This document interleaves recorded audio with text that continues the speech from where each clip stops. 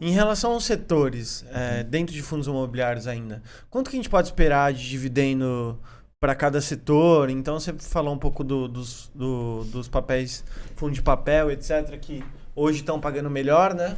Mas quanto que a gente pode esperar, então, para um fundo de shopping, por exemplo, um fundo de laje corporativa, fundo de papel?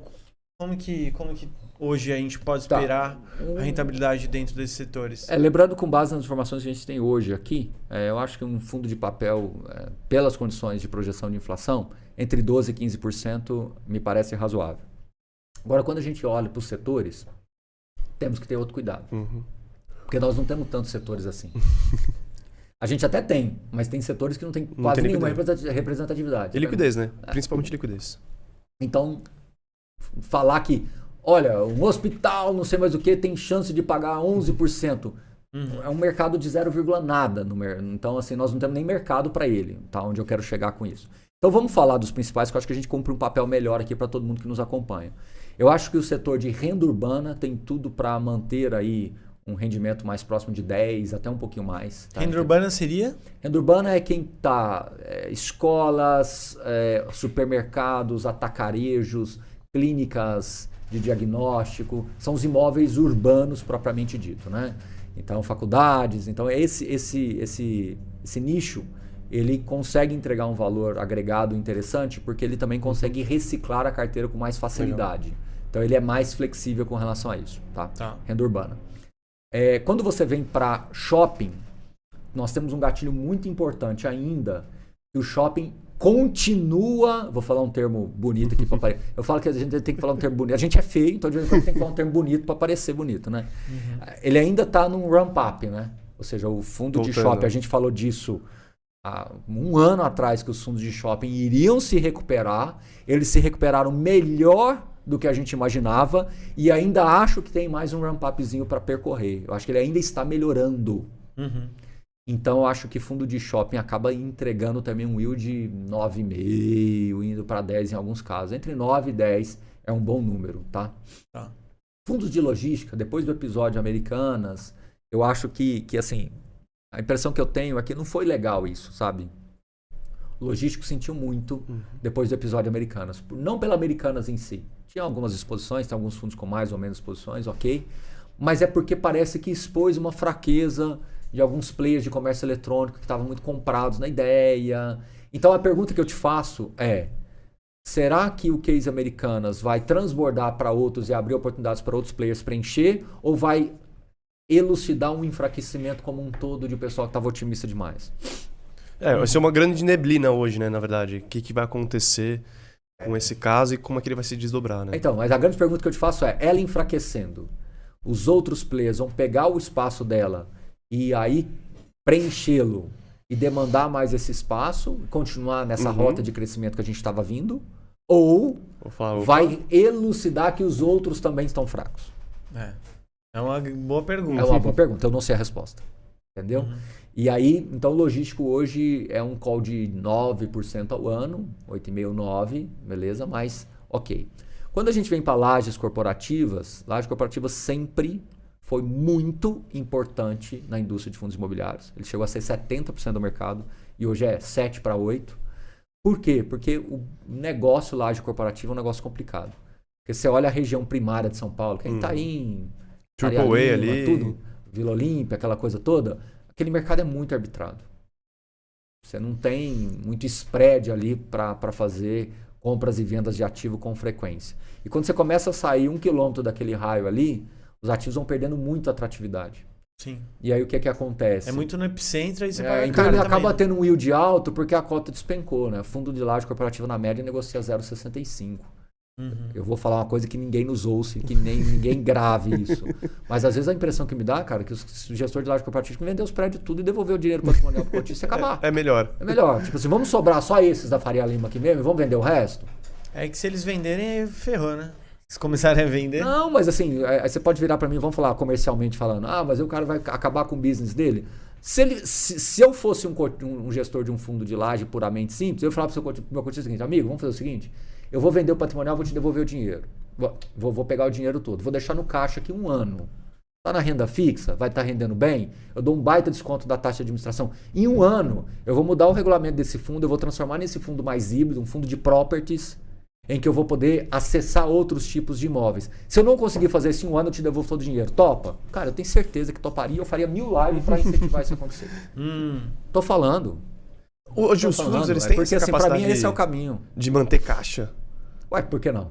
Porque hoje, pelo que eu pouco conheço, acho que você é muito mais especialista em fundos imobiliários, pelo que eu leio, toda vez que tem uma liquidação de fundo de um prédio, de um galpão logístico, ele necessariamente ele precisa repassar esse valor. Ele pode guardar 95% do resultado. do resultado mensal. Não. Mas ele pode segurar a caixa? Valor Peraí. patrimonial, Vamos dar 10 passos para trás. A lei dos fundos imobiliários diz que você tem que distribuir 95% do resultado líquido semestral. Uhum. Resultado é lucro. Então, se eu comprei um prédio por 100 milhões e hoje ele está valendo 150 milhões e eu vendo esse prédio, eu tenho que distribuir 95% dos 50. E posso Os manter 100 outro. milhões volta pro caixa. Fica como caixa. Porque senão ferrou, né?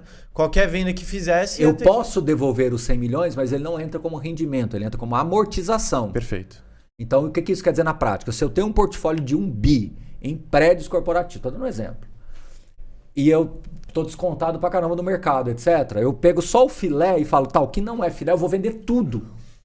Vou distribuir um ganho de capital absurdo pro meu cotista. Vou voltar esse dinheiro todo pro caixa. Vou chamar uma assembleia. Vai ser difícil isso, mas Vai. eu ajudo a fazer. Sério. Coloco o canal, faço 2 lives por dia, se for o caso. Porque para mim isso mostra amadurecimento do mercado. Tô te devolvendo o patrimonial. E aí eu tô virando para você e falo assim, eu vou mudar o regulamento desse fundo. Ah, mas tem 100 mil cotistas. Nós vamos conseguir mudar. Dá para mudar. Dá para mudar. Hoje é voto eletrônico. Você dispara lá pro cara lá para votar no e-mail. Eu falo no site. Eu levo o gestor para explicar. Não tem problema, a gente dá um jeito. Agora, qual que é o interesse do gestor de... O interesse dele é ser inteligente. Porque o que acontece? Você ter perpetuidade no negócio. Exato. E quanto menos ele faz isso, mais estão abatendo. Ele não vai fazer emissão nunca. Exato. Ué, quem não está fazendo isso não está pensando na segunda derivada do negócio. Fundo que me perguntam muito é o MXRF11. Ah, esse Porque a gente sabe que a cota é mais acessível, então todo mundo pergunta do MXRF11. Você acha que ele é um bom fundo? Então vamos lá. Primeira questão, né? Cuidado com essa história de que fundo de R$10 é bom porque é barato. Tanto que outros gestores começaram a fazer isso e eu acho que pode passar um entendimento errado pro mercado. Faz parte do processo. Eu vi isso saindo de 1.000 e vindo para 100, tá? Eu tô ficando meio velhinho já tô usando óculos para perto, então é o sinal, sabe? Então, assim, eu vi quando aconteceu do 1.000 pro 100, muita gente chiou. Falou, agora vai todo mundo querer entrar, isso, aquilo. Ok, democratiza, tá perfeito. Agora veio para 10. O mercado americano, não sei se vocês sabem, mas as corretoras lá, algumas várias, você compra a fração da fração, né? Você compra... Eu quero comprar R$515. Aí ele divide numa fração tão pequenininha. Então eu tenho hoje 12,726932 da cota. Sabe aquela fração da fração? Pode ser que a gente evolua para isso. Tudo bem. Então vamos lá, Carol. MXRF. É um fundo de R$10. Isso não quer dizer que ele é bom por causa disso. Primeira coisa. E como ele é um fundo que está na plataforma, assim, na gestão da XP, que é uma corretora muito popular... as pessoas que são clientes da corretora acabaram usando esse fundo com esse conceito de fundo caixa, né? Ou seja, o dinheiro acaba, eu vou lá e compro umas cotinhas, aquela coisa toda. E acabou pulverizando, o fundo tem 500 mil cotistas. Então vamos lá. O MXRF no passado, ele nasceu com uma característica de ser um FOF. Poucas pessoas sabem disso. Ele era um FOF tradicional. E tinha um outro fundo na XP chamado XP Gaia, tá? Que era um fundo de CRI.